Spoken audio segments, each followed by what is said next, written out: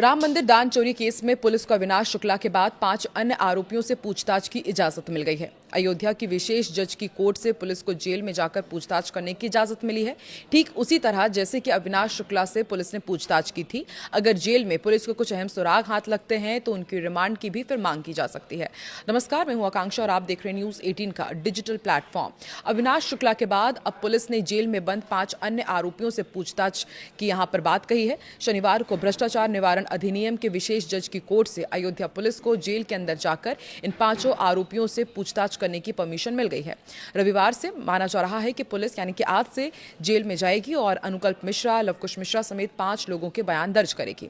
पूछताछ में माना जा रहा है कि शायद अहम खुलासे हो सकते हैं, जिसके बाद पुलिस इनकी कस्टडी रिमांड भी मांग सकती है। अयोध्या पुलिस के मुताबिक विशेष कोर्ट से परमिशन मिल चुकी है और जेल के अंदर ही 5 आरोपियों से गहन पूछताछ अब शुरू होगी। जिन आरोपियों के बयान दर्ज किए जाने हैं उनमें अनुकल्प मिश्रा है, लवकुश मिश्रा है, टिन्नू यादव है, करुणेश पांडे है और मनीष यादव का नाम शामिल है। सभी राम मंदिर में दान की गिनती और प्रबंधन से जुड़ी बैंक की आउटसोर्सिंग व्यवस्था का हिस्सा थे, जिन पर सुनियोजित तरीके से चंदे की रकम उड़ाने के गंभीर आरोप लगे हैं। इस मामले की जांच कर रहे अयोध्या के क्षेत्राधिकारी यानी कि सीईओ आशुतोष तिवारी ने अदालत में अर्जी डाली है।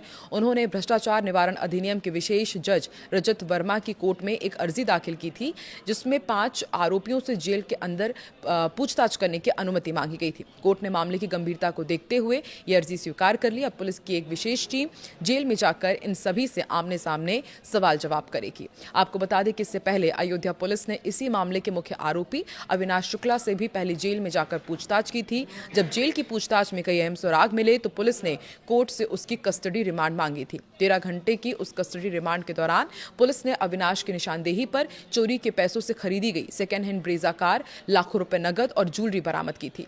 पुलिस के सूत्रों के मुताबिक रविवार से जेल में इन 5 आरोपियों से पूछताछ होगी। इनके बयान दर्ज किए जाएंगे। ये पता लगाने की कोशिश की जाएगी कि इस पूरी चोरी का मास्टरमाइंड आखिर है कौन, पैसों का बंटवारा कैसे होता था और बाकी की रकम कहां निवेश की गई है। इसके बाद जांच में सामने आए तथ्यों के आधार पर और जरूरत पड़ने पर पुलिस इन 5 आरोपियों की एक-एक करके कोर्ट से पुलिस कस्टडी रिमांड भी मांग सकती है, ताकि गबन किए गए पैसों की अधिक से अधिक रिकवरी हो सके। राम मंदिर दान चोरी मामले की जांच तेजी से आगे बढ़ रही है। इसी बीच आरोपियों को लेकर बड़ा खुलासा हुआ है। बताया जा रहा है कि जेल में बंद सभी आरोपी डरे हुए हैं। वहीं पुलिस को इनका कोई आपराधिक रिकॉर्ड नहीं मिला है। इसके अलावा कहा जा रहा है कि इन्होंने कोई प्लानिंग भी नहीं की थी, ना ही इससे पहले कोई चोरी की थी। वहीं इस पूरे मुद्दे को लेकर सियासी उबाल भी मचा हुआ है। संभल सांसद जियाउर रहमान बर्क राम मंदिर का नाम नहीं लेते हैं, लेकिन राम मंदिर में दान चोरी पर उन्होंने बीजेपी पर निशाना साधा। बीजेपी पर दान चोरों को बचाने का आरोप लगाया। इस बार भी उन्होंने अपने मुंह से राम मंदिर का नाम नहीं लिया।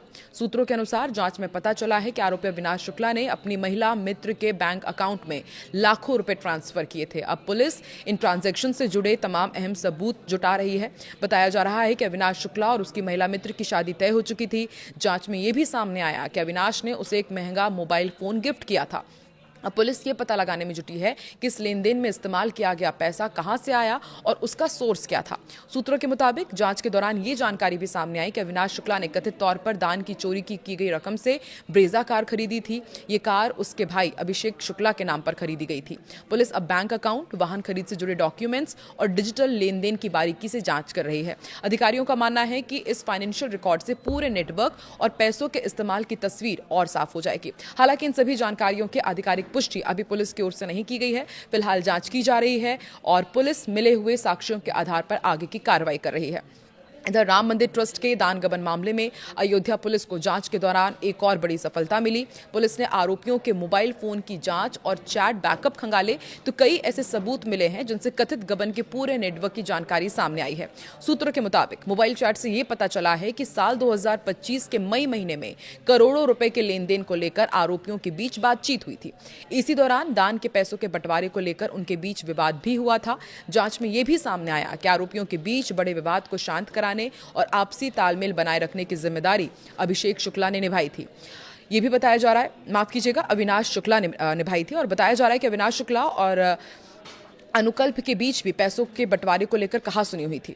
पुलिस की पूछताछ और डिजिटल जांच में यह भी सामने आया है कि राम मंदिर परिसर में दान की रकम की काउंटिंग के दौरान कथित तौर पर पैसों की चोरी की जाती थी और इसके बाद रकम का आपस में हिसाब किताब और बंटवारा किया जाता था। सूत्रों के अनुसार आरोपियों के मोबाइल फोन से मिली चैट, बैकअप और अन्य डिजिटल डेटा ने जांच को नई दिशा दी है। इन इलेक्ट्रॉनिक सबूतों में कथित लेन देन, आपसी बातचीत और पैसों के बंटवारे से जुड़े कई अहम सुराग मिले हैं। फिलहाल अयोध्या पुलिस इन सभी डिजिटल सबूतों की गहन जांच कर रही है और अधिकारियों का मानना है कि मोबाइल फोन से मिले रिकॉर्ड इस पूरे मामले में कई और बड़े खुलासे कर सकते हैं और इन्हीं के आधार पर अब आगे की कानूनी कार्रवाई की जाएगी। तो जिस तरीके से चढ़ावे की कथित चोरी की जांच के बीच अब ये नया मोड़ सामने आया है, वरिष्ठ अधिवक्ता आलोक कुमार ने अयोध्या के जांच अधिकारी और डीएसपी आशुतोष तिवारी को एक पत्र लिखा है और उन सार्वजनिक हस्तियों के बयान दर्ज कराने की मांग की है जिन्होंने इस मामले में बड़े पैमाने पर भ्रष्टाचार और चोरी के आरोप लगाए। इस पत्र में यह कहा गया है कि अलग अलग टीवी चैनल्स और सोशल मीडिया प्लेटफॉर्म पर जो बयान प्रसारित किए जा रहे हैं, जिसमें प्रोफेसर रामगोपाल यादव हैं, अरविंद केजरीवाल हैं, सांसद संजय सिंह है, प्रियंका गांधी हैं, इन्होंने मंदिर चढ़ावे की चोरी को लेकर गंभीर आरोप लगाए हैं। और पत्र के अनुसार प्रोफेसर रामगोपाल यादव ने आरोप लगाया था कि राम मंदिर में लगभग 20,000 करोड़ का घोटाला हुआ है और सोना, चांदी, हीरे, जवाहरात तथा नकदी गायब हुई है। अरविंद केजरीवाल के हवाले से कहा गया कि राम मंदिर में भारी मात्रा में नकदी और कीमती सामान चोरी हुआ है। लगभग 200 करोड़ नकद गायब होने का दावा अरविंद केजरीवाल ने किया। पत्र में उल्लेख है कि सांसद संजय सिंह ने भी सार्वजनिक रूप से 200 करोड़ से अधिक की चोरी का आरोप लगाया था और इसमें 50 से अधिक कर्मचारियों की संलिप्तता की बात कही थी। वहीं प्रियंका गांधी ने बड़े लोगों की मिलीभगत का मुद्दा उठाया था। प्रियंका गांधी वाड्रा के बयान का हवाला देते हुए पत्र में कहा गया है, उन्होंने सवाल उठाया था कि क्या छोटे कर्मचारी अकेले इतने बड़े स्तर की हेराफेरी कर सकते हैं या इसके पीछे बड़े लोगों की मिलीभगत है। तो देखिए, प्रियंका गांधी ने सवाल उठाया है और ऐसे में अब कहा जा रहा है कि इन्हें भी पूछताछ के लिए बुलाया जाए कि क्या इनके पास भी कुछ सबूत है या फिर जो ये आरोप लगा रहे हैं उसका क्या आधार है। आपको क्या लगता है कि क्या वाकई ये छोटे कर्मचारी, जो 5 से 6 लोगों को गिरफ्तार किया गया है, जिनकी पुलिस आगे रिमांड भी ले सकती है, क्या वाकई सिर्फ ये कर्मचारी अकेले इतने बड़े स्तर की हेराफेरी कर सकते हैं या वाकई इसके पीछे बड़े लोगों की मिलीभगत है जिन्हें बचाया जा रहा है? क्या लगता है आपको? कमेंट सेक्शन में जरूर बताएं।